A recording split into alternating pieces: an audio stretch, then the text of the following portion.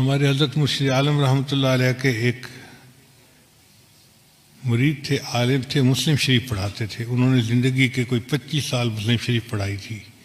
ایک دن وہ کہنے لگے کہ حضرت میں آپ کو ایک عجیب واقعہ سناؤں. ان کو ضرور سنائیں.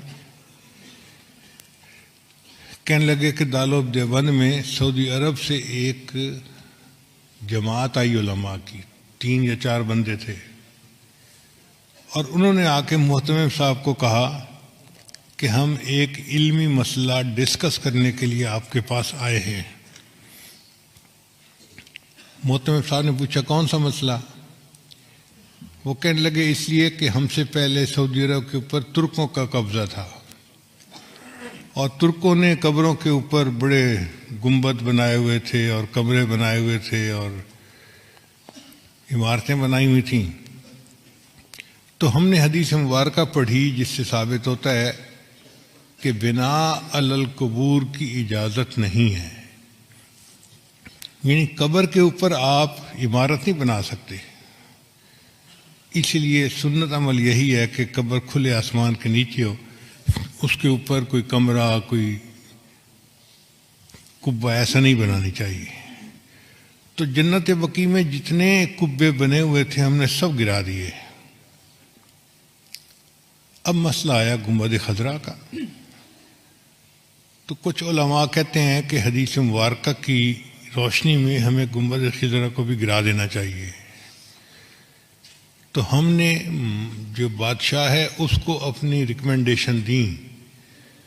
بادشاہ نے کہا کہ نہیں، یہ امت مسلمہ کا مسئلہ ہے، پہلے تم مختلف ملکوں میں جا کے علماء کو اپنے کانفیڈنس میں لو، اگر سب متفق ہیں تب قدم اٹھائیں گے، ورنہ نہیں اٹھاتے. تو ہم علماء کی جماعت آپ سے بحث کرنے کے لیے آئے ہیں کہ کیا یہ حدیث مبارکہ صحیح ہے، اور اگر صحیح ہے تو اس پر عمل کرنا پڑے گا. محتمم صاحب نے کہا کہ جی مجھے آپ 3 دن کا وقت دیں، میں سب علماء کو اطلاع دوں تاکہ وہ یہاں آ جائیں، اور پھر ہم اس بارے میں اپنا موقف آپ کے سامنے ظاہر کریں. ان کا ٹھیک ہے، ہم 3 دن دارالعلوم میں مہمان بن کے رہتے ہیں. محتمم صاحب نے بڑے بڑے علماء کو دعوت دے کے بلا لیا. وہ فرماتے ہیں کہ دارالعلوم دیوبند میں وہ دیکھنے والا وقت تھا. بڑے بڑے سب علماء، جید علماء ایک جگہ پر جمع تھے، جبال العلم سب ایک جگہ اکٹھے تھے. اور جو آخری رات تھی وہ تو پوری رات ہی علماء اس مسئلے پر آپس میں ڈسکس کرتے رہے، کتابیں پڑھتے رہے، اور کچھ لوگ روتے رہے، دعائیں مانگتے رہے کہ یا اللہ بہت نازک مسئلہ ہے، ہم سے اس کے کرنے میں کوئی کمی نہ رہ جائے، کوتاہی نہ ہو جائے. اگلا دن ہوا، عصر کی نماز کے بعد مجمع بیٹھا تھا، تو محتمم صاحب نے ان علماء کو کہا کہ جی آپ سب علماء کے سامنے اپنا موقف پیش کریں، پھر جواب ہم دیں گے. تو ان کے جو امیر تھے وہ کھڑے ہوئے اور انہوں نے بیان کیا کہ بخاری شریف کی یہ حدیث ہے، اور اس سے ثابت ہوتا ہے کہ بناء علی القبور کی اجازت نہیں ہے. تو ہم نے جنت بقیع کے اندر تو قبروں پر جتنی عمارتیں تھیں سب گرا دیں. اب مسئلہ ہے گنبد خضرا کا.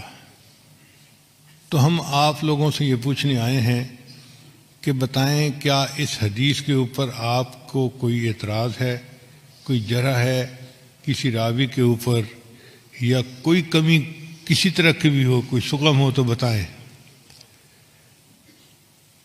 تو جب انہوں نے پوچھا تو تھوڑی دیر کے لیے سارا مجمع خاموش. کہیں کہیں سسکیوں کی آواز آتی. علماء کی آنکھوں سے آنسو جاری تھے اور وہ رو رہے تھے کہ اللہ ہم سے جواب دینے میں کوئی کوتاہی نہ ہو جائے، اور کوئی جرات نہیں کر رہا تھا اس کے جواب دینے کی. اتنے میں حضرت اقدس تھانوی رحمۃ اللہ علیہ کھڑے ہوئے اور حضرت نے فرمایا کھڑے ہو کر، الحمدللہ اللہ نے اس مسئلے میں مجھے شرح صدر عطا فرما دی ہے. تو اس نے پوچھا کہ شرح صدر سے کیا مراد ہے؟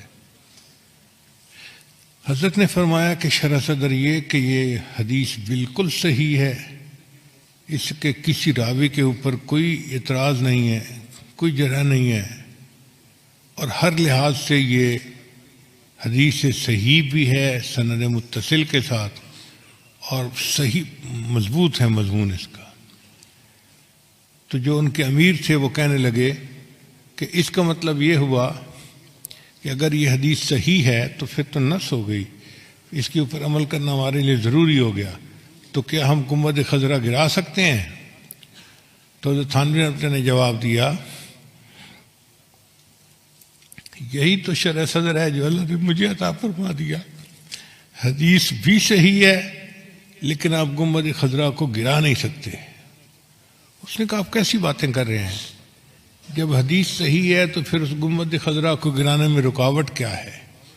حضرت نے فرمایا اس کی وجہ یہ کہ حدیث پاک کے مطابق بنا علی القبور کی اجازت نہیں ہے، کہ قبر کے اوپر کوئی عمارت، کوئی کمرہ، کوئی جبہ کبہ بنانے کی اجازت نہیں ہے۔ گنبد خضرا کا معاملہ الگ ہے، یہاں عمارت پہلے تھی، یہ حجرہ عائشہ تھا، اور نبی علیہ السلام کی قبر مبارک بعد میں اس کے اندر بنائی گئی، لہذا اب اس عمارت کو کوئی بندہ گرا نہیں سکتا۔ ایسا جواب تھا کہ وہ لوگ مطمئن ہو گئے۔ گنبد خضرا آج بھی ہے، اور اکابر علماء دیوبند کی عشق نبی کی دلیل دے رہا ہے۔ اللہ علم کی گہرائی عطا فرما دیتے ہیں تو بندہ پھر علم کی تہ تک پہنچ جاتا ہے۔